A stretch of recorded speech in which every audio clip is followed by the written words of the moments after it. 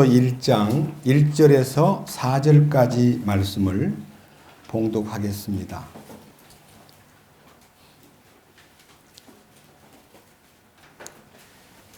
베드로후서 1장 1절. 예수 그리스도의 종이며 사도인 시몬 베드로는 하나님 곧 우리의 구원자 예수 그리스도의 의를 통해 우리와 더불어 동일하게 보배로운 믿음을 얻은 자들에게 편지하노니, 하나님과 예수 우리 주를 아는 것을 통해 은혜와 평강이 너희에게 더욱 많이 있기를 원하노라. 우리를 부르사 영광과 덕에 이르게 하신 분을 아는 것을 통해 그분의 신성한 권능이 생명과 하나님의 성품에 속한 모든 것을 우리에게 주셨도다. 그것들로 말미암아 지극히 크고 보배로운 약속들이 우리에게 주어졌나니, 이것은 너희가 이 약속들을 힘입어 정욕으로 인해 세상에 있게 된 썩을 것을 피하여 하나님의 본성에 참여하는 자가 되게 하려 함이니라. 4절 말씀까지 봉독했습니다. 잠깐 기도드리겠습니다. 영광과 존귀를 받으시기에 합당하신 거룩하신 주님, 우리를 영원히 멸망할 죄 가운데서 구원해 주실 뿐만 아니라 하나님의 신성한 본성에 참여하여 거룩하신 새 창조에 속한, 하늘에 속한 예수 그리스도의 성품을 이 삶 속에 나타낼 수 있도록 놀라운 성령님의 도우심 속에서 매 순간 매 순간 주님을 바라보고 주님 주시는 공급을 통해서 주님의 다스림 안에서 살아갈 수 있게 해주신 이 놀라운 축복에 대하여 감사드립니다. 오늘은 베드로후서를 이제 강의하기 위해서 이제 1장 1절에서 4절까지 말씀을 읽었습니다. 주님이 사도 베드로를 통해서 주신 이 거룩한 말씀이 역사 속에서 어떻게 영향을 미쳤고 지금 우리에게 어떻게 놀라운 하나님의 축복과 영향과 변화를 주리라는 확신 속에서 이 말씀을 선포하고자 하오니, 주님께서 우리 가운데 기름 부으심을 통해서 말씀을 선포하는 자나 말씀을 듣는 자가 주님의 도우심 속에서 함께 이 말씀을 공명하고 이 말씀을 누릴 수 있도록 이끄시옵소서. 우리 주 예수 그리스도의 이름으로 기도드렸습니다. 아멘.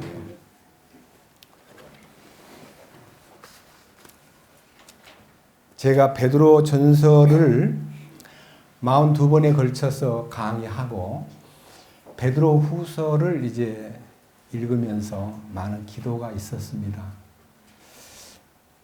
베드로 후서를 종합적으로 이제 정리해가지고 어제 어떤 면에서는 하루 종일 컴퓨터 앞에서 그냥 제가 워드를 바로 그냥 쳐서 베드로 후서에 들어가기 전에라는 서론을 이 A4 용지 2개에 써서 제가 그냥 앞에서 읽으려다가 어떤 형제님이 다 나눠주시면 좋겠습니다. 그래서 우선 베드로 후서가 어떤 내용인가가 여기 개괄적으로 들어있습니다. 제가 이제 읽어드릴 테니까요. 참고하시기 바랍니다. 베드로 후서는 사도 베드로가 로마의 네로 황제에 의해 순교당하기 전 1년 전에, 다시 말하면 주후 66년경에 기록한 두 번째 서신입니다. 이 서신의 내용은 베드로 전서를 통해 본도와 갈라디아, 갑바도기아, 아시아와 비두니아, 그리고 두루 흩어져 있는 순례자들에게 보낸 서신을 통하여 성도들을 격려하고 위로하였습니다. 모든 고난과 시련을 이기는 비결은 오직 그리스도의 십자가에 연합하고 부활 능력에 참여하는 은혜 위에 은혜를 발견하도록 이끌어서 그 당시 성도들만 아니라 시대를 거쳐오면서 양떼의 발자취를 따르는 모든 믿는 자들에게 믿음의 신비와 죄와 사탄을 능히 이기는 승리의 비결을 알려주었습니다.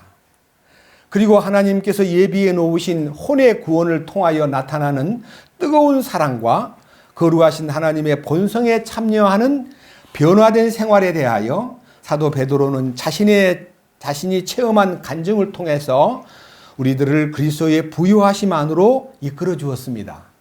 이게 베드로 전서입니다. 베드로 후서는 첫째, 오늘 본문에 있는 1절에서 4절까지 내용 가운데 세 단계로 구분해서 우리의 구원자 예수 그리스도를 통해 보배로운 믿음을 소유한 기쁨과, 둘째, 그리스도 예수를 아는 것을 통하여 신성한 권능이 생명과 하나님의 성품에 속한 모든 것을 주신 것과, 셋째, 그리스도의 보배로운 약속을 힘입어 정욕으로 인해 세상에 속한 썩어질 것들을 피하여 하나님의 본성에 참여하는 자 되게 하신 축복을 알게 주셨습니다. 이 첫째, 둘째, 셋째 항목은 오늘 주제로 설교를 통해서 더 밝히 선포하겠습니다. 이 놀라운 그리스도 예수님의 믿음과 하나님의 본성에 참여하는 기적을 바탕으로 예수 그리스도의 영원한 왕국의 통치와 권위 아래에서 훈련받는 생활에 대한 말씀과, 사도께서 죽음이 임박함을 느끼면서 현재의 진리에 굳게 서서 성도들이 하나님의 말씀에 주의하고 창념하여 우리들에게 이 말씀을 통하여 깨어있고 준비하며 살도록 격려해 주셨습니다. 이것이 베드로후서 1장 12절로 21절까지 내용입니다. 그리고 베드로후서 2장에 들어가서는 그 당시의 교회를 어지럽히고 미혹하던 영지주의의 폐해를 경계하고 많은 거짓 대언자들과 거짓 선생들이 나타나서 이단 교리를 가지고 그리스도인들을 혼란에 빠뜨리고 심지어는 자기들을 사신 주님을 부인하게 만들어 진리의 길이 비방당하는 지경까지 이르는 일에 대하여 경고하였습니다. 거짓 대언자들은 부정한 정욕에 빠져 육신을 따라 걸으며 행정권을 멸시하고 염치도 없고 두려운 줄도 모르고 자신들을 방탕에 방임하도록 유혹하는 사탄의 거짓된 속임수로 불안정한 혼들을 부패의 구덩이에 빠뜨리게 하는 가르침에 대하여 강력히 꾸짖고 경계하였습니다. 이 내용이 베드로후서 2장 1절에서 11절까지 내용입니다. 이들은 이스라엘의 광야 교회 시대의 진리를 왜곡하여 그 당시 하나님의 백성을 어지럽게 만들었던 보솔의 아들 발람의 길을 통해 탐욕의 눈이 먼 거짓 대언자들의 특징과 불의의 싹스를 사랑하다가 말 못하는 나귀에게 책망을 받은 발람의 모습을 통하여 거짓 대언자들의 속성과 그들의 종말을 적나라하게 조명해 놓았습니다. 이것이 베드로후서 2장 12절로 17절까지 내용입니다. 만일 어떤 사람이 구원자 예수 그리스도를 아는 것을 통해 의의 길을 알고 세상의 오염에서 벗어난 뒤에 다시 세속에 말려들어 거룩한 명령에서 돌아서거나 거짓 대언자들을 따라 그들에게 정복되면 영적으로 엄청난 손실을 입을 것에 대한 경종을 알려주는 말씀도 상세하게 기록해 놓았습니다. 이 내용은 베드로후서 2장 18절에서 22절까지입니다.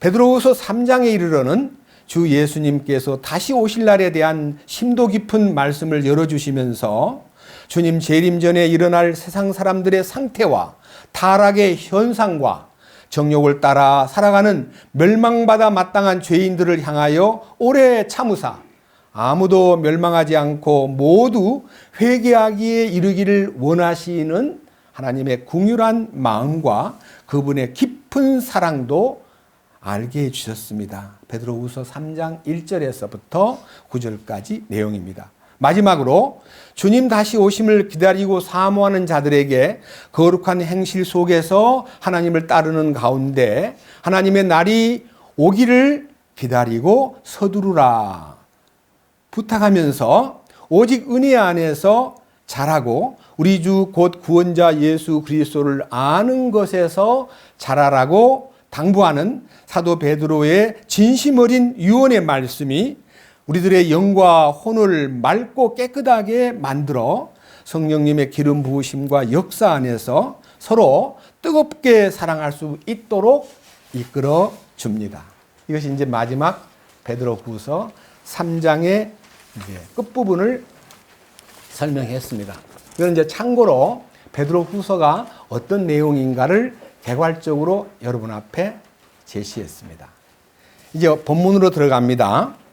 오늘 이 성경 베드로후서를 읽으면서 여러분들에게 자 1장 1절입니다.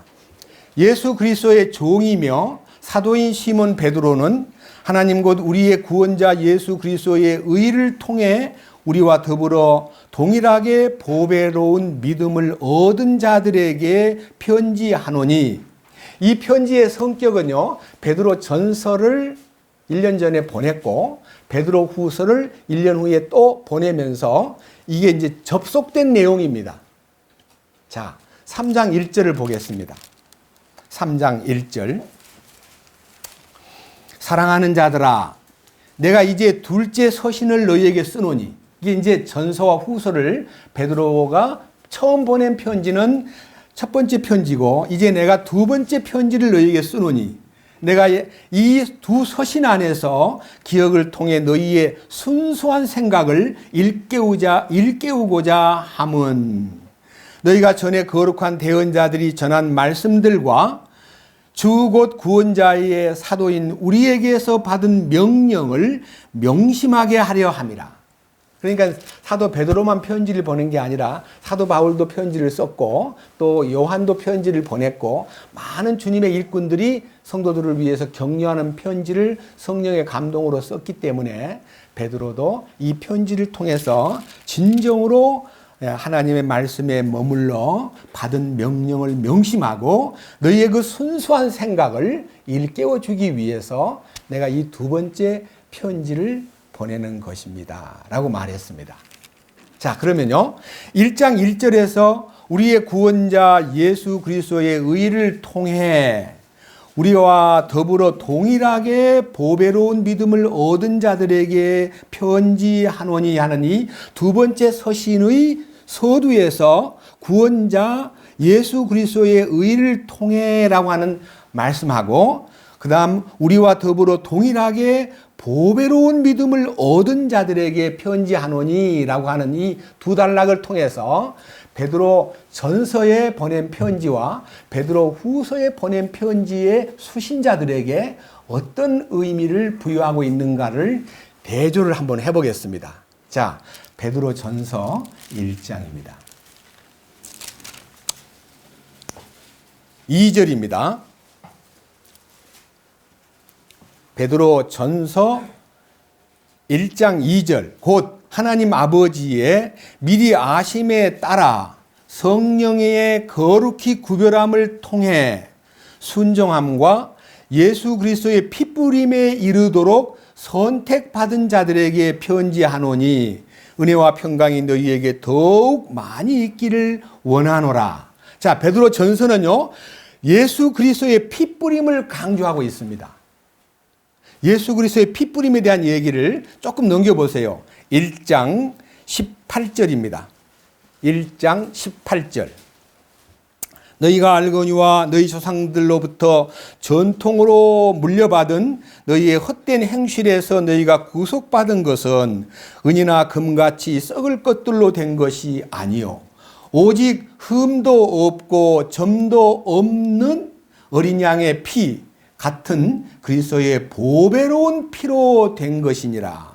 여기에 예수 그리스도의 피뿌림에 대한 얘기하고 어린 양의 보배로운 피에 대한 얘기를 강조하는 성경이 베드로 전서라면, 베드로 후서는요 아까 읽었던 1장 1절에서요 예수 그리스도의 의를 통해 하는 그 의가 부활의 의입니다.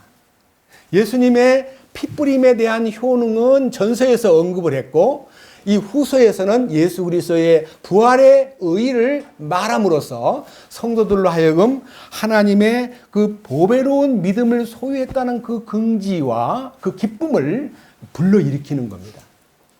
여러분, 성경에 나타나 있는 이 두 개의 이 흐름 가운데 여기에서 제일 중요한 것은요, 베드로후서 1장 3절과 4절 안에 있는 부활의 능력으로 인하여 나타나는 신성한 하나님의 공급이 얼마나 놀라운가를 우리는 체험했고, 사도 베드로도 체험했고, 그 당시 시대로부터 지금까지 2000년 동안 많은 시대를 거쳐오면서 그 부활의 능력 안에 안긴 사람들이 어떻게 믿음이 놀랍게 활력을 나타냈는가. 활력. 다시 말하면 솟구치는 능력을 나타냈는가.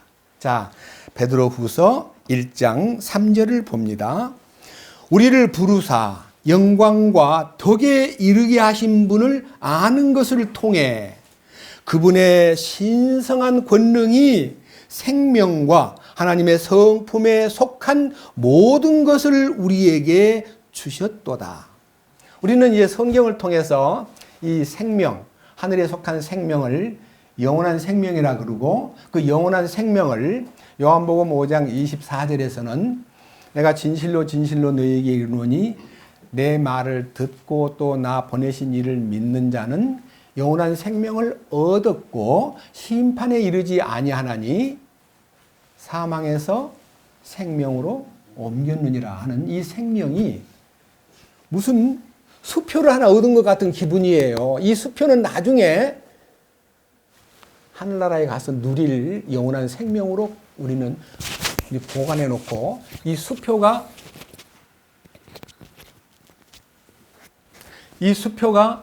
언제 우리 써먹을 거다는 생각을 갖고 살았습니다. 근데 여기 후서에 보니까 베드로 후서는요, 그분의 신성한 권능과 생명이 하나님의 성품에 속한 모든 것을 우리에게 주신다가 아니라 주셨다고 하는 말은, 이 생명은 현재의 삶 속에 영향을 미친다는 것을 밝혀주셨습니다. 뿐만 아니라 4절, 그것들로 말미암아 이 생명과 하나님의 성품에 속한 모든 것을 주셨다고 하는 이 근저에 의해서 그것들로 말미암아 지극히 크고 보배로운 약속들이 우리에게 주어졌나니, 약속들을 나중에 주실 거다가 아니라 약속들이 딱 온 거예요. 그래서 이 약속들을 힘입어 정욕으로 인하여 세상에 있게 된 썩을 것을 피하여 하나님의 본성에 참여하는 자가 되게 하셨다는 것입니다. 그래서 우리가요, 죄를 짓지 않기 위해서 죄와 싸우는 노력이 신앙생활이 아니라 그 죄가 싫어져 버린, 세상에 속한 모든 썩을 것들이 싫어져 버리는 거예요. 취미가 딱 끊어져 버린 거예요. 매력이 딱 없어져 버린 거예요.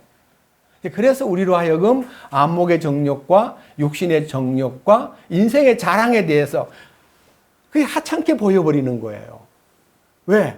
너무 놀라운 생명과 이 타오르는 그리스도의 놀라운 사랑이 내 마음속에 작동하고 있기 때문에 세상에 속한 모든 것이 하찮게 보이고 아무것도 아닌 것처럼 취급되는 그런 놀라운 관점, 이 변화가 왔다는 것입니다.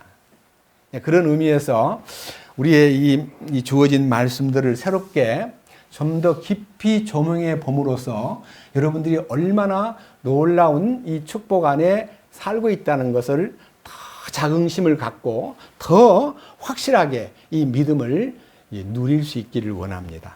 자, 먼저 제가 여기 성경 1절에서 4절까지 내용 가운데서요, 마음을 가장 흥분되게 한 성경 구절이에요. 딱 단어 하나를 갖고 여러분 앞에 이 첫 번째 문제를 제시하고 싶습니다.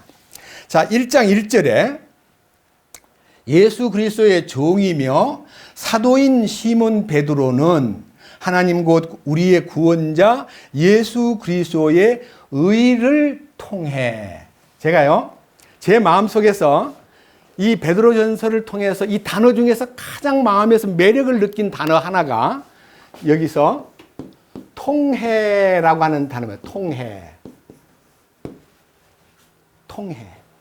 자, 그 다음 보십시오. 2절. 하나님과 예수 우리 주를 아는 것을 통해. 2절에도 1절에도 통해. 2절에도 통해. 무엇을 통하냐? 첫째는 그리스도의 의를 통해. 둘째는 예수님을 아는 것을 통해. 세 번째, 3절에는 우리를 부르사 영광과 덕에 이르게 하신 분을 아는 것을 통해, 3절에도 이 통해라는 단어가 또 나옵니다. 자, 제가요, 이 통해라는 단어가 무슨 뭐 헬라어가 어떻고 뭐 영어가 어떻고 하는 거는 제가 생각하겠습니다. 솔직히 이 통한다는 것이요, 너무 마음속에서 제 마음을 설레게 한 이유가 있습니다. 이유는 앞으로 넘겨가지고 1장 22절을 보겠습니다. 1장 22절. 베드로 전서 1장 22절. 미안합니다. 이 성경은 너무나 유명한 성경 귀절이기 때문에 우리 마음을 설레게 하는 성경인데, 제가 여러분 앞에 수십 년 또 제가 20년 넘도록 외우면서 마음을 조였던 성경이기 때문에 여러분 한번 이 성경을 쳐다보면서 제 목소리를 들어보십시오. 이 성경 내용하고 다릅니다. 너희가 진리를 순종함으로 너희 영혼을 깨끗하게 하여 거짓이 없이 형제를 사랑하기에 이르렀으니 마음으로 뜨겁게 피차 사랑하라. 옛날 개혁 성경입니다. 뭐가 없습니까? 성령을 통해라는 단어가 천주교 성경에도 개혁 성경에도 많은 성경에 없는 것을 보고 깜짝 놀란 것이 이 웬일일까 하고 조사를 해보니까 알렉산드리아 성경 사본에는 성령을 통해라는 단어가 싹 빠져 있습니다. 안디옥 사본에만 성령을 통해라고 들어 있습니다. 왜 그랬을까요? 진리 순종을 사람한테다가 강조해야 사람들이 고분고분해지는데 성령님이 진리 순종하게 만든다 그러면은 성령님을 바라보고 살기 때문에 이 성령님을 통해라는 단어를 싹 지워버림으로써 사람들로 하여금 진리에 순종하게 만들어야 사람들이 따라올 거 아니냐. 성령을 통해라는 단어를 싹 지워버렸습니다. 놀랍지 않아요? 누가 지웠을까요? 성경 학자들이 마귀에게 조종을 받아가지고 없어져 버린 거예요. 성령을 통해. 자, 1장 22절. 너희가 성령을 통해 진리에 순종함으로 너희 혼을 깨끗하게 하여 거짓 없이 형제들을 사랑하기에 이르렀으니 순수한 마음으로 뜨겁게 서로 사랑하라. 이 사랑이 활성화되고 사랑이 조건 없이 막 흘러나가고 이 사랑을 받은 사랑을 흘러내보내는 거예요. 내 사랑을 짜내는 거 아닙니다. 그 받은 사랑이 내 안에서 나를 이렇게 충만하게 해야만 넘치는데 내가 받은 사랑이 내게 부족하다고 느낌으로써 남한테 이렇게 주지를 않고 막혀 있는 것은 혼이 깨끗하게 되지 아니한 사람에게 있어서 어쩔 수 없는 현상입니다.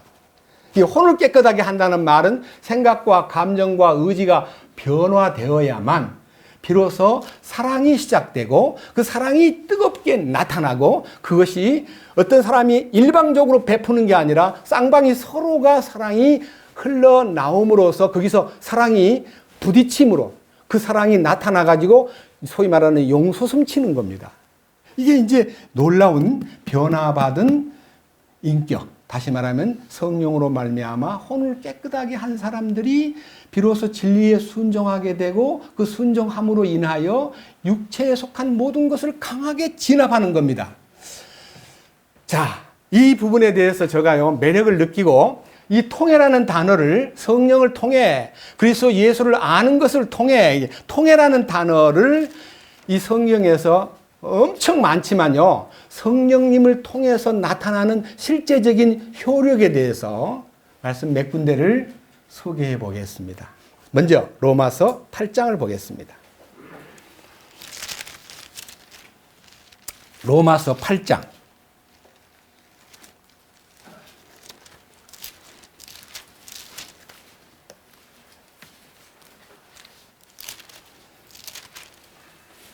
13절입니다.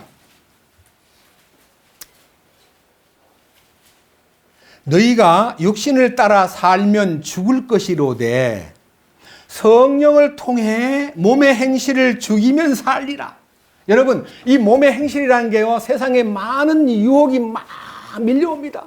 안목의 정욕, 육체의 정욕, 인생의 자랑거리가 마치 아담이 하나님의 명령을 받을 때 너는 중앙에 있는 선과 악을 알게 하는 나무 열매는 먹지 말아라. 그것을 먹으면 죽는다.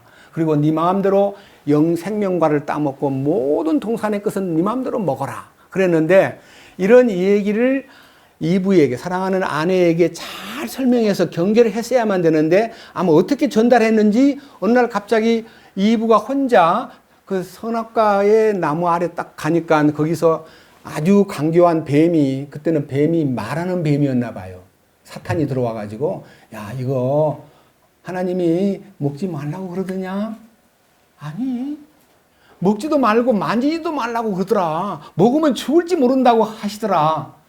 아니야, 하나님이 이거 먹으면 너무 똑똑해지고 눈이 밝아져 가지고 하나님처럼 될까 봐 못 먹게 한 거야. 이 먹으면 네 눈이 밝아지고 네가 하나님처럼 된단 말이야. 이 말을 들은 이브가 그 선과 악을 알게 하는 나무 열매를 따먹고 그것을 남편에게다가 주어서 같이 먹게 되었습니다. 그 순간부터 그들은 눈이 어두워져 버리고 눈이 밝아진 게 아니라 육체에 대해서는 밝아졌지만 하나님께 대해서는 장님이 되어버리고 하나님의 생명에서 끊어져 버렸습니다. 자, 그 이후 아담의 후손들은요, 어쩔 수 없이 세상에 속한 모든 것을 볼 때 항상 먹음직하게 보이고 그것이 육체의 정욕입니다. 그 다음에 항상 보암직하게 보이고 그것은 안목의 정욕입니다. 눈으로 보는 게 다 죄들이 막 흘러가는 것이 보입니다.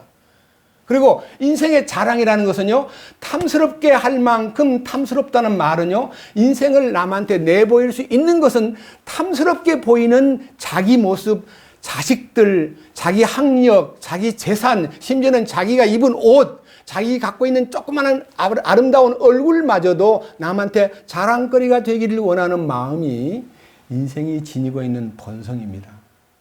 그런데 성령에 의해서 마음에 진리가 딱 들어오면, 진리에 순종하는 힘이 성령님에 의해서 공급이 되면, 여기 8장에는 성령으로 인해서 변화된 8장 2절에 있는 이는 예수 그리스도 안에 있는 생명의 성령의 법이 죄와 사망의 법에서 나를 해방시켰기 때문이라는 죄의 법에서 해방되는, 죄에게 끌려다니는 운명에서 왜 이렇게 원하는 바 선을 행하지 않고 원치 않은 바 악을 향하여 끌려가는가?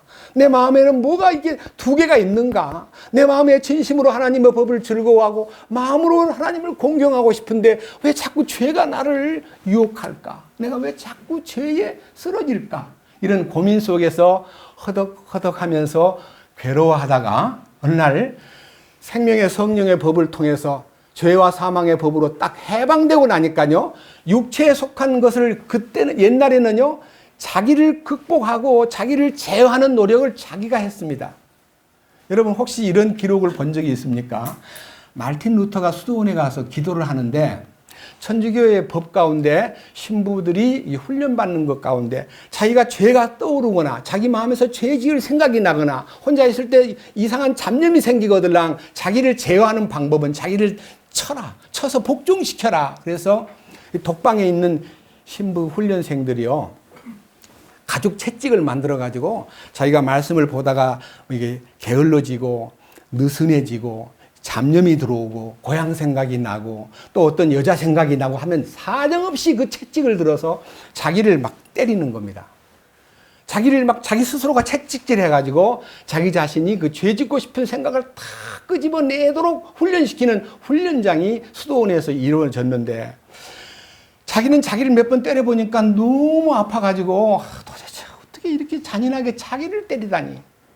그런데 조용히 기도하고 있다 보니까 옆에 방에 있는 친구는 너무너무 자주 자기를 때리는데 막 철썩 때리면서 또 때리고 하니까요, 자기가 생각하기를 저 친구는 어떻게 하길래 그렇게 자기를 때리고 저렇게 신음을 하면서 때릴 수 있을까? 나는 왜 나를 때리면서도 내가 이 주저하고 있고 나는 도저히 내가 뭐야? 그래서 그 친구가 그 자기를 때리는 모습을 좀 보고 싶어가지고 사실은 높은 데다 구멍을 뚫어가지고 그 친구 때리는 모습을 옆에 방에서 구경을 했더니요, 그 친구가 채찍을 가지고 자기를 때리는 게 아니라 벽을 딱 때려놓고 또 있다가 벽을 딱 때리고 하는 걸 보니까 거짓말을 하고 있는 겁니다. 그 친구가 아무도 안 보이니까. 거기에 심한 갈등을 느낀 루터가 이거 아니다. 나를 복종시키는 힘은 나를 때려서 복종시키는 게 아니라 고린도전서 9장에 자기를 쳐서 복종시킨다는 말이 있기 때문에 육체를 쳐서 복종시키려고 때린다고 생각했는데 지금 읽은 성경 한번 보십시오. 로마서 8장 13절. 너희가 육신을 따라 살면 죽을 것이로되 성령을 통해 몸의 행실을 죽이면 살리라. 몸의 행실을 죽이는 것은 성령님이 나타나야 몸의 행실이 죽지. 내 자신의 결심과 의지와 나름대로의 모든 그 서원이요, 내 의지로 이루어지지 않습니다. 성령님을 통해서만 몸의 행실을 죽일 수 있다는 겁니다. 나를 죽이는 것은 내가 죽여서는 안 죽고 성령님이 나를 강하게 잡아줘야 되는데 어떻게 잡아주냐 그러면요, 요때는 원칙입니다. 원칙. 성령님을 통해 몸의 행실을 죽인다는 겁니다. 갈라디아서 5장 보십시다. 여기 따르는 진전된 말씀입니다. 갈라디아서 5장 17절입니다. 육신은 성령을 대적하여 욕심을 부리고 성령은 육신을 대적하나니 이 둘이 서로 반대가 되므로 너희가 원하는 것들을 너희가 능히 하지 못하느니라. 이게 성령과 육신이 서로가 반대 위치에서 서로 대적을 하고 서로 싸우기 때문에 마음대로 안 된다는 거예요. 난 성령을 따라 살고 싶은데 이 육체가 말을 안 듣는 거예요. 어떻게 하면 성령을 따라 사는 사람답게 성령의 육체를 장악하고 이길 수 있겠느냐? 그 답이 16절에 제시되어 있습니다. 그런즉 내가 이것을 말하노니 곧 성령 안에서 걸으라. 성령 안에서 워킹하라. 성령 안에서 행하라. 그리하면 너희가 육신의 욕심을 이루지 아니하리라. 그러니까 죄를 안 지려고 노력하는 걸로 죄를 안 짓는 게 아니고 성령을 따라가라 이거예요. 그러면 죄에서 멀어져 버리는 거예요. 이게 이제 성령을 쫓아 행하는 것이 곧 성령을 따라 걷는 것이요, 성령을 따라 걷는 것이 육신의 욕심을 완전히 장악하는 것입니다. 그것을 베드로가 경험했기 때문에 이것을 생명과 하나님의 그 신성한 능력과 하나님의 성품에 속한 모든 것이 내게 주어짐으로써 변화된 그 인격을 통해서 육체의 모든 정욕과 죄의 모든 유혹을 능히 이길 수 있다는 것을요, 성령을 통해 보여주신 것입니다. 자, 그 다음 로마서 15장을 보겠습니다. 로마서 15장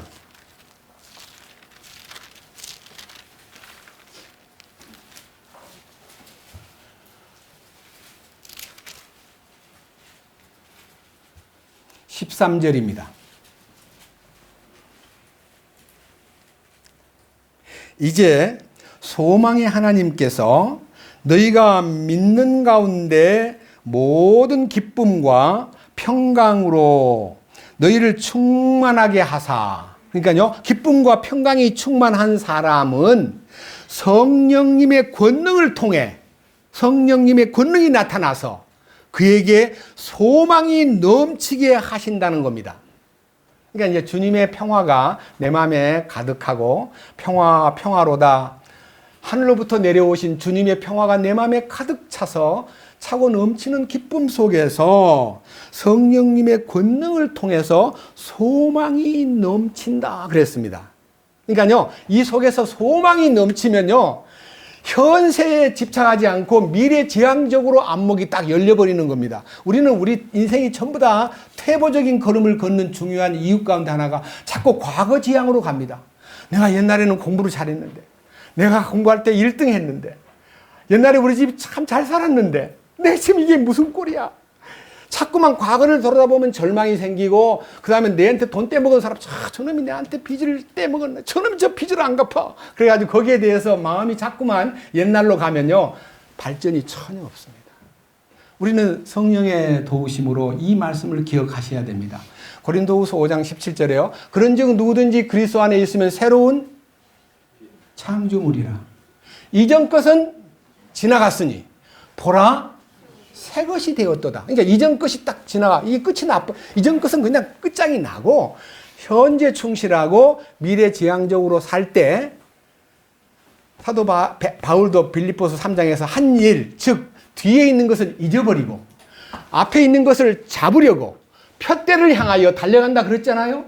미래지향적이 돼야 되는 거예요. 미래지향적이라는 말이 성령님의 권능을 통해 소망이 넘친다. 이 소망이라는 것은 미래형입니다. 그 다음 보십시오. 16절. 이것은 내가 이방인들을 향한 예수 그리스도의 사역자가 되어 하나님의 복음을 제공함으로써, 그러니까 이방인들이 구원받으면 그 구원받은 사람이 어떻게 사는 거냐? 여러분, 구원받으면 구원받은 사람이 천국 갈 티켓 하나 얻어가지고 나중에 죽으면 천국 간다는 희망으로 사는 게 아니라, 여기 보세요. 이방인들을 이 복음을 제공해 줌으로써 이방인들로 하여금 이방인들을 어떻게 해요? 아니요. 이방인들을 바치는 일. 이방인들이 뭘 바쳐요? 돈 바쳐요? 11조 많이 바쳐요? 아니요. 바치는 것은 물건 바치는 거 아닙니다. 여기요. 이방인들을 바친다는 것은요. 성령님을 통해 거룩히 구별되어야만 주께서 받으신다는 거예요. 우리는 거룩히 구별되지도 않고 바치려고 막 짜내는데요. 막 감사헌금 내라, 건축헌금 내라, 무슨 뭐 11조 헌금 내라, 또 뭐 주정헌금 내라, 월정헌금 내라, 구역에 가면 또 구역헌금 내라, 명절 다가오면 감사헌금 내라, 크리스마스 감사헌금 내라, 신정 감사헌금 내라. 맨날 짜내는 것만 노력하는데 그 다 가짜배기 만몬을 섬기는 기독교입니다. 예수님 섬기는 기독교는 돈을 얘기하지 않습니다. 돈을 초월해야 됩니다. 얼마나 매력적이에요. 그러니까 하나님께 바치는 일은 물질을 바치는 게 아니라 성령님을 통해 뭐가 돼요? 거룩하게 돼요. 거룩이 뭐예요? 제가 이번 수양회의 제목을요, 이번 겨울 수양회 제목을 하나님께서 말씀하시기를 내가 거룩하니 너희들도 거룩하라 하는 명령을 주제로 해가지고요, 이 거룩에 대한 깊은 메시지를요, 그동안 안 만졌던 부분들이 많이 발견돼 가지고요, 한 2박 3일 동안 한 7번 설교하는 가운데 어떻게 거룩하게 되고 어떻게 거룩에 들어갈 수 있는가에 대한 깊은 메시지를요, 한 달 넘도록 지금 아직 정리가 안 됐습니다만은요, 마음에서는 이미 그림이 딱 그려졌습니다. 여기요, 성령님을 통해 거룩히 구별됨으로써 주께서 받으실 만하게 하려 합니다. 주님이 받기에 합당한 자가 되는 게 뭐예요? 예? 예수님 안으로 들어가야 받으시는 거예요. 내가 무엇인가를 하려고 노력하는 건 주님이 전부 다 거절해요. 주님 안으로만 들어가면, 거룩하신 주님 안으로, 완전하신 주님 안으로, 주님이 다 이루어놓으신 그 성취됨 안으로 들어갈 때에 비로소 하나님이 그를 받으시는 거예요. 이게 성령님을 통해서 역사한다는 겁니다. 놀랍지 않아요? 저는 이 부분에 대해서 이 통해라는 단어가요, 너무 매력적이라서 이 말씀을 중요하게, 다른 거는 안 찾아보고요, 성령님을 통해서 나타나는 현상에 대해서 마음 깊이 이 말씀을 저울질 하다 보니까요, 몇 개 더 보겠습니다. 갈라디아서 5장을 보겠습니다.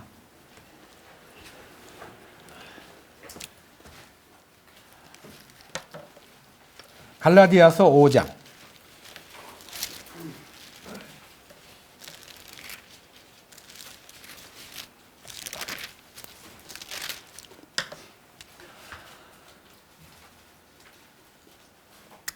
(4절과) (5절) (6절을) 보겠습니다. 자세히 들어보십시오. 4절. 너희 중에 누구든지 율법으로 의롭게 된 자에게는 그리스도께서 아무런 효력이 없으며 너희는 은혜에서 떨어져 나갔느니라. 그러니까 인간의 자행으로, 자기가 노력을 해가지고 하나님 앞에 의로워지려고 노력한다면 그 사람은 주님의 그 그리스도의 효력이 그에게서 딱 끊겨버린 것이고, 그리스도의 은혜에서 떨어져 나갔다는 말은요, 딱 잘려버린 거예요. 그러니까 주님의 은혜와 주님 그리스도의 효력으로부터 잘리는 사람이 누구냐면 자행자, 자기가 무엇인가를 해서 얻으려고 노력하는 사람입니다. 5절.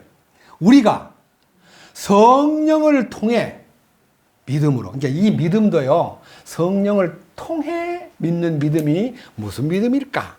제가요, 이 부분에 대해서 오늘 베드로가 얘기했던 보배로운 믿음에 대한 얘기를 이왕 나왔으니까요, 성령을 통해 믿음으로 의의 소망을 기다리나니 예수 그리스도 안에서 할례나 무할례나 아무 효력이 없으되 오직 사랑으로 일하는 믿음뿐이니라. 사랑으로 일하는 믿음이라는 게요, 옛날 개역 성경에는 사랑으로 역사하는 믿음, 사랑으로 일한다는 말은 주님이 사랑을 나타내는 믿음.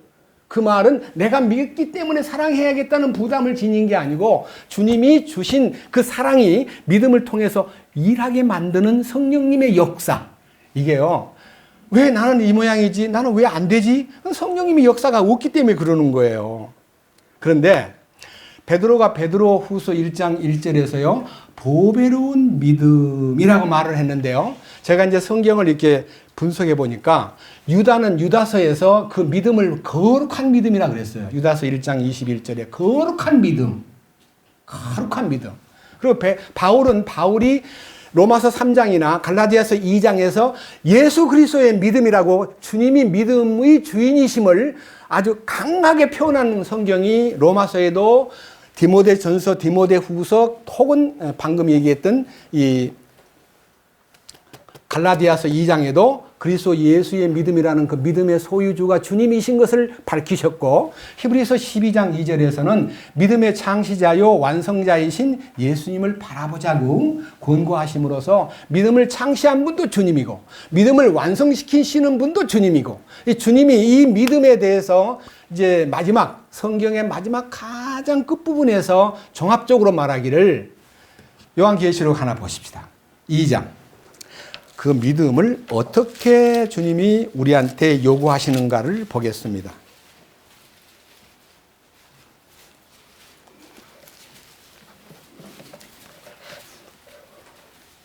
요한계시록 2장 12절.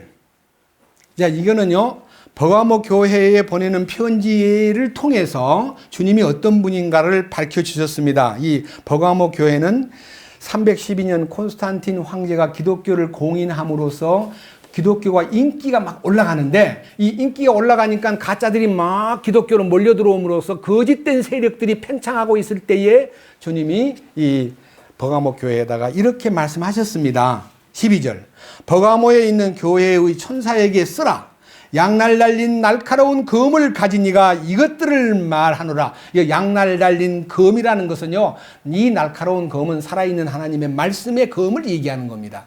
하나님의 말씀에 살아있는 검을 가지고 영과 혼을 쪼개고요, 관절과 골수를 쪼개고요, 그걸 둘로 나누어 가지고 하나님이 합당한 공급을 해주는 분리 작업을 일컬어 말씀하셨기 때문에 이 버가모 교회는 말씀을 통해서 분리될 것을 요구하십니다. 그 중에서 믿음 중에서 나의 믿음과 주님의 믿음을 분리시키는 겁니다. 12절. 내가 네 행위를 알고 또 네가 거하는 곳을 아노니 곧 사탄의 자리가 있는 곳이라. 네가 내 이름을 굳게 붙잡고 안디바가 나의 신실한 순교자가 되어 너희 가운데에서 곧 사탄이 거하는 곳에서 죽임을 당한 그때에도 뭐예요? 나의 믿음을 부인하지 아니하였도다. 나를 믿는 믿음이 아니고 나의 믿음. 우리 양날 가진 날카로운 검을 가진 주님께서 나의 믿음을 그들이 사탄의 속에서 그렇게 준동을 해도 나의 믿음을 부인하지 아니하였도다. 그 나의 믿음이 누구냐면 그리스도의 믿음이에요. 너의 믿음이 아닙니다. 주님 자신의 믿음입니다. 이건 매우 중요한 얘기입니다. 자, 그 다음 조금 더 넘겨가지고 요한계시록 14장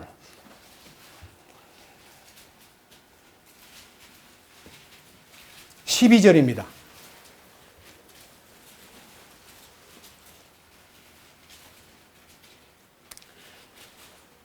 요한계시록 14장 12절.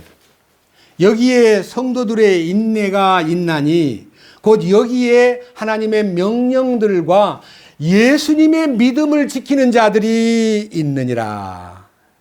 뭘 지켜요? 예수님의 믿음을 지키는 자입니다. 여러분, 우리가요 막 노력해서 믿는 건 믿음이 아니에요. 기도원에 가서 혹은 집회 때 막 주여 믿습니다. 주여 제가 믿습니다. 이거 믿는 거 아니에요. 여러분 자식이요. 대학 다니는 자식이 집안이 너무 어려우니까요. 이 공납금을 낼 수 있을까 싶어가지고 어머니 통지서를 갖다 놓고요. 그냥 죄송합니다. 저 열심히 할게요. 내년부터는 장학생이 되도록 좀 공부해서 부모님 걱정을 좀 덜어드리고 싶지만 지금은 제가 학점을 많이 못 따가지고 죄송합니다. 이러고 그냥 가면 됐죠. 얼마나 어머니 앞에 무릎을 꿇고 믿습니다. 믿습니다. 그래야 부모님 납부금을 내주겠어요. 그렇게 하는 아들을 보면요. 부모님 걱정이 태산 같을 거예요.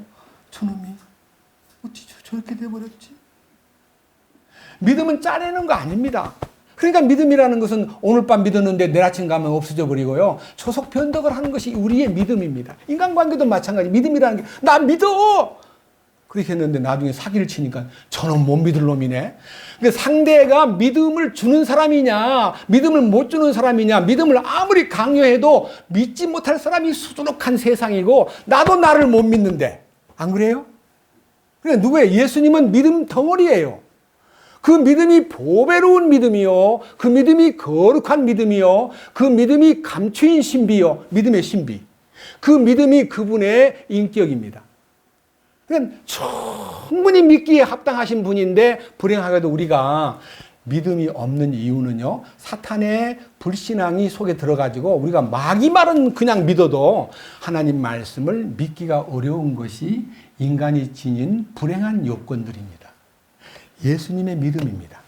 자, 요약해서 보십시다. 디모데전서 말씀 1장을 보겠습니다. 디모데전서 1장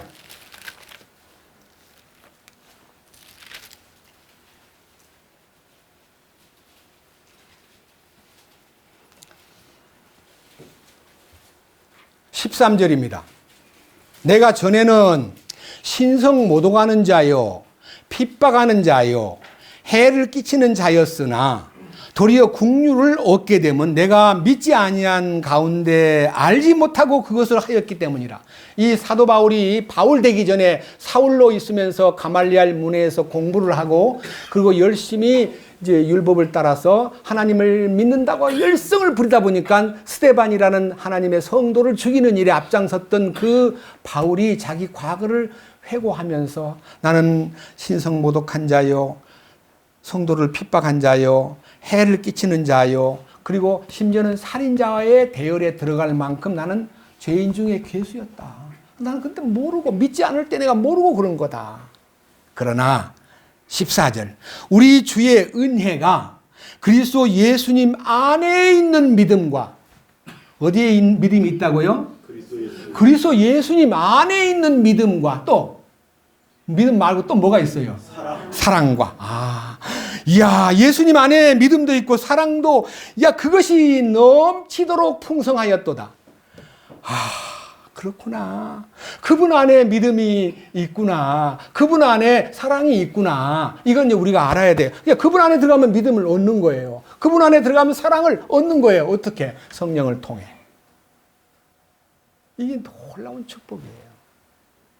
그 다음 또 조금 넘겨가지고요. 디모데 전서 3장을 갑니다. 3장.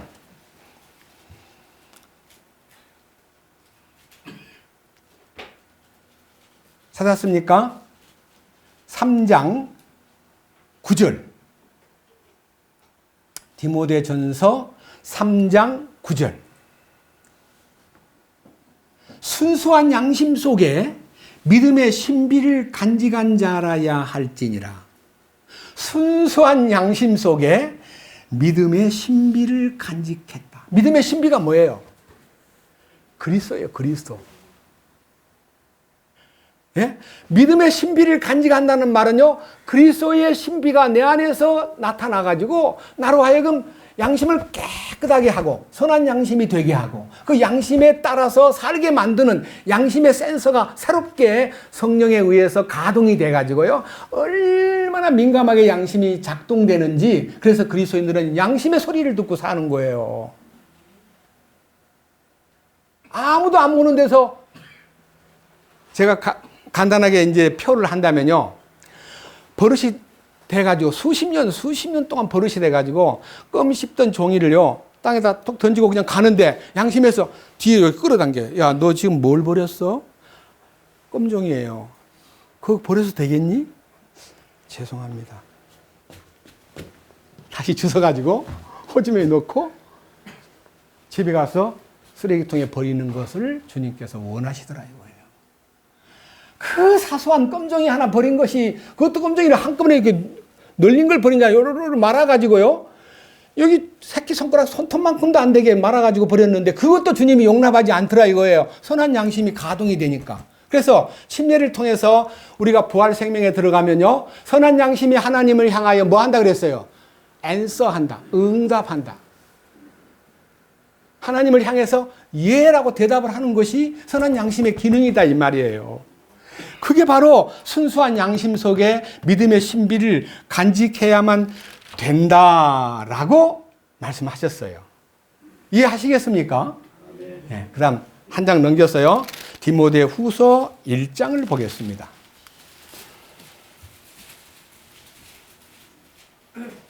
13절.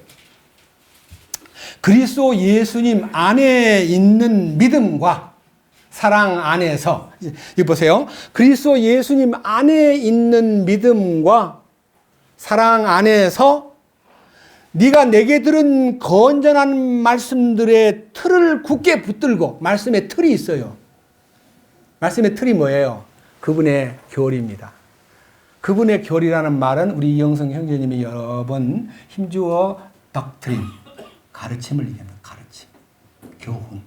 그래서 하나님 말씀이 주는 가르침 안으로 들어가면은 그 건전한 말씀의 틀 안에 붙들려 있으면 14절 우리 안에 거하시는 성령님을 의지하여 네게 맡겨진 그 선한 것을 지켜라. 선한 것을 맡겨놓았기 때문에 그걸 지킨다는 말은 킵하라. 뭐예요? 유지하라. 예? 그 가운데 서 있어라. 내가 무슨 선을 만드는 거 아닙니다. 내가 무슨 의로운 행동을 짜내는 거 아닙니다. 내가 적선을 하려고 노력할 필요가 없습니다.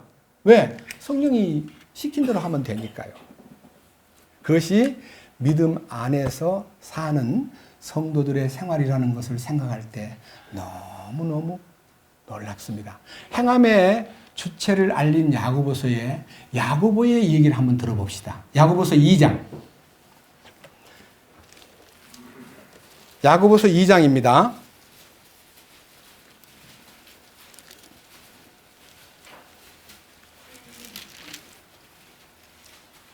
1절입니다.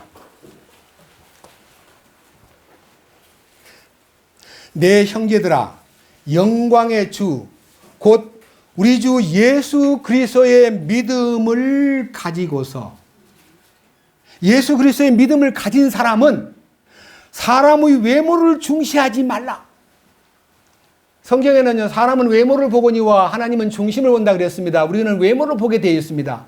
얼굴 예쁜 거, 옷 잘 입은 거, 키 큰 거, 잘생긴 사나이, 거기에 매력을 느낍니다. 예수 그리스도의 믿음을 받았다면 외모를 보지 마라. 저 외모를 안 볼 수가 있나요? 그렇지, 안 볼 수가 없지. 그럼 너는 헷갈릴지 몰라도 이 그리스도 예수님이 성령님을 통해서 너에게 믿음을 주고 나면 그 속에서 사람을 껍데기로 보지 않는 눈이 생긴다. 이게 너무 놀라운 매력 아니에요? 성령님을 통해 우리가 믿음을 갖게 되면 그 보배로운 믿음, 그 거룩한 믿음, 그 주님이 창시한 믿음, 그 주님이 완성한 믿음, 주님이 계시해 놓은 믿음, 그 믿음이 나에게 함께 하면은 사람을 외모로, 조건으로 빠지지 않도록 주님이 내 눈을 바꿔준다는 거예요. 그게 변하잖아요. 그런 면에서 저는 참 이 믿음이 이렇게도 매력적이고 이렇게도 놀라운 것이구나. 한 부분만 더 보고 넘어가겠습니다. 사도행전 3장입니다. 자, 이제 베드로의 설교를 한번 들어봅시다. 사도행전 3장.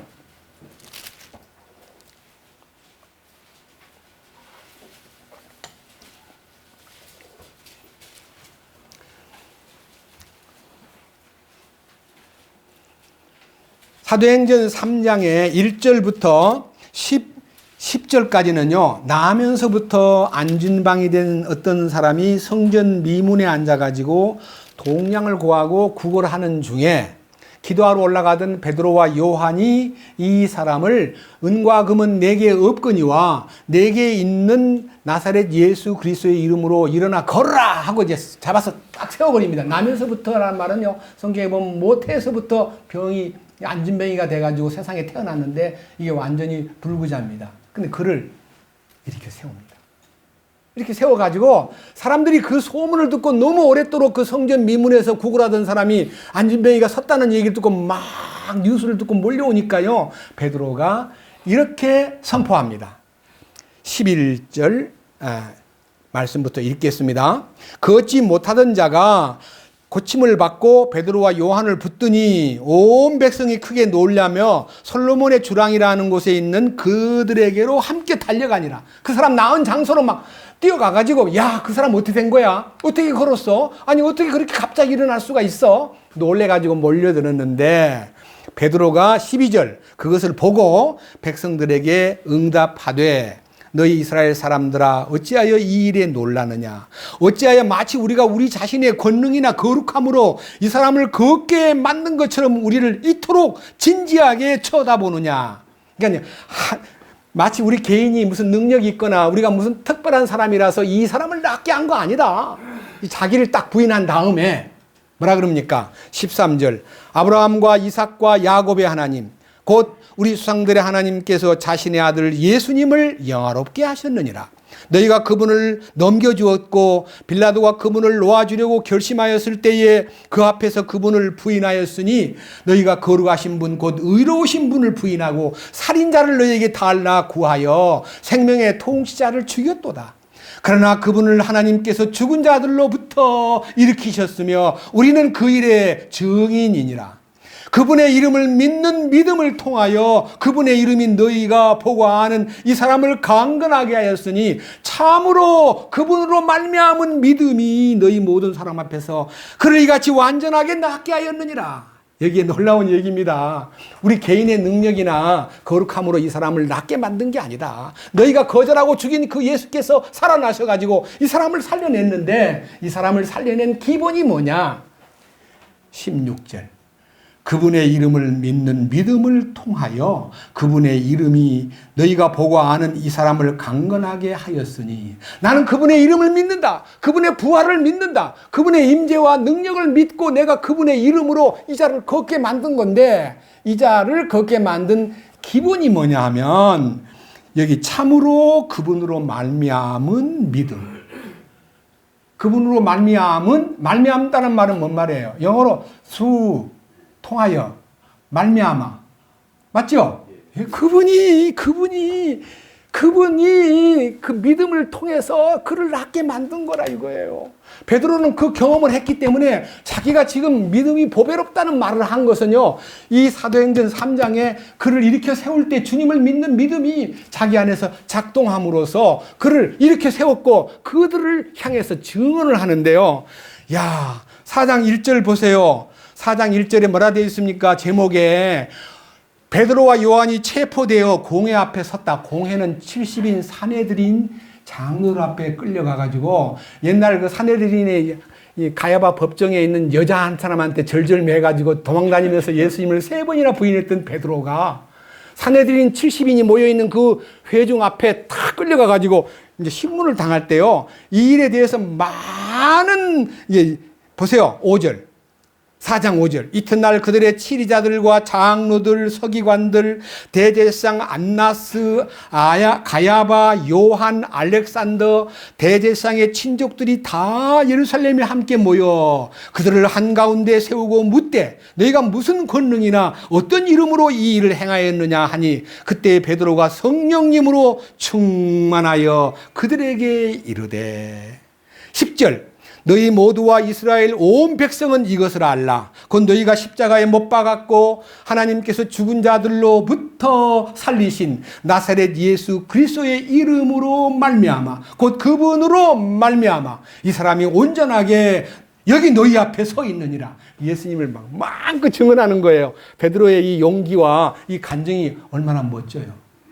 그러니까 그가 이렇게 변화된 이 모습을 세월이 흘러 이때는 베드로가요. 서기 30년에 일어난 사건이에요. 서기 30년.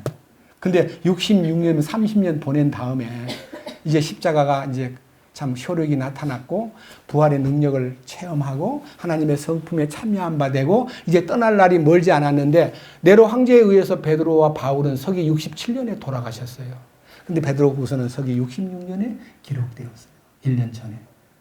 그 베드로의 마음이 막 얼마나 이 숙성한 30년이 넘도록요 그 능력이 막 무르익어 가지고 충만한 상태에서 이 베드로후서가 기록되었기 때문에 우리 마음을 얼마나 뜨겁게 만드는지 모릅니다. 이 믿음이라는 게 이렇게 활력이 넘치는 거예요.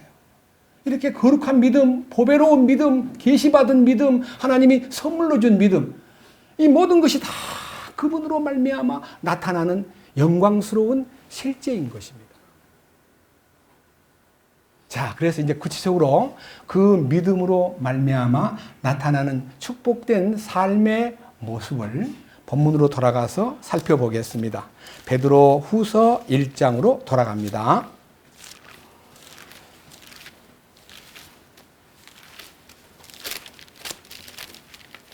1절 예수 그리스도의 종이며 사도인 시몬 베드로는 하나님 곧 우리의 구원자 예수 그리스도의 의를 통해 부활의 능력입니다.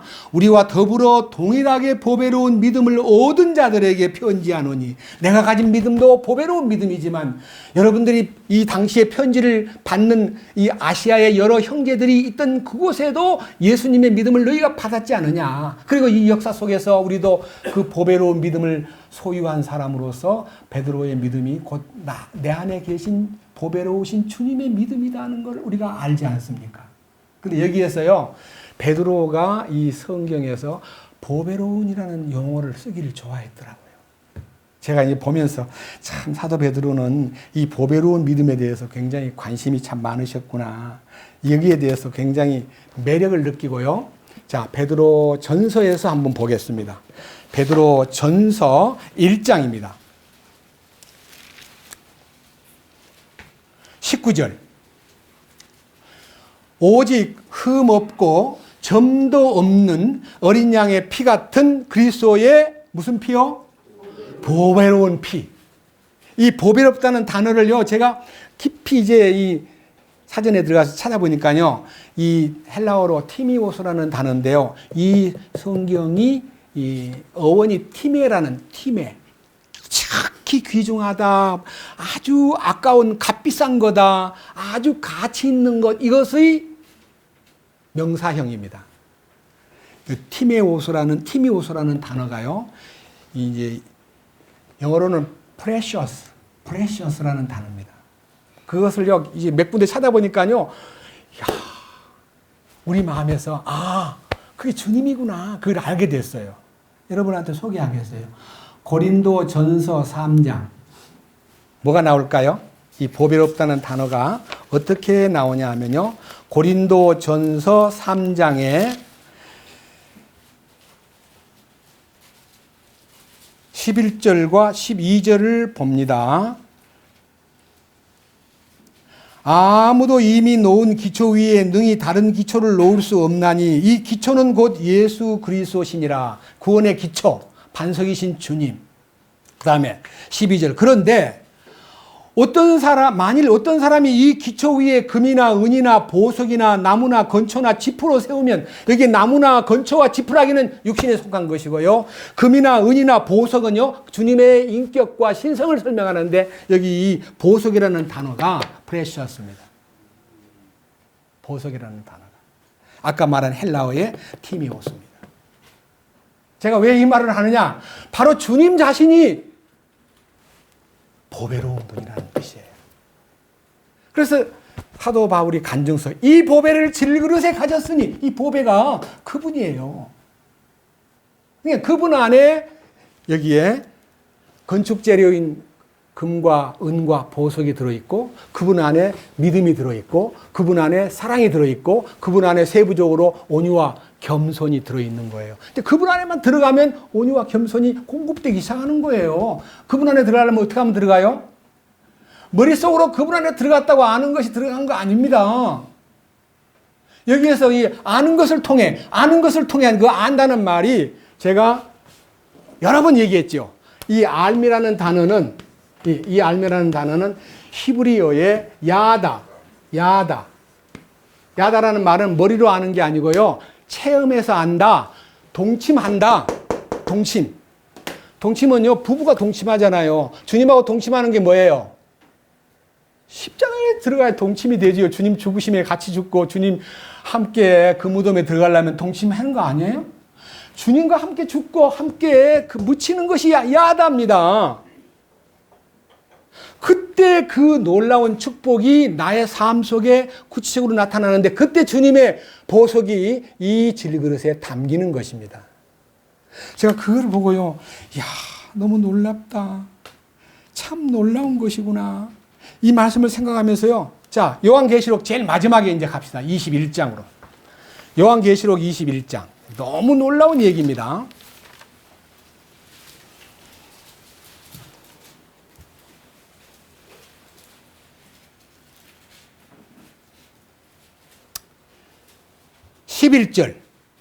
예루살렘의 구성이, 새 예루살렘 그 거룩한 도성이 11절에 나타나기를 그 도시에, 그 예루살렘에 하나님의 영광이 있더라. 그것의 빛은 지극히 귀중한 보석 같고, 여기에 귀중한이라는 단어가 프레셔스입니다. 이게 바로 보석을 형용사로 귀중한 보석이다 하는 이 보석이 바로 벽옥 같은 보석이며 수정같이 막더라 그랬습니다. 이게 다시 말하면 뭔 말이냐?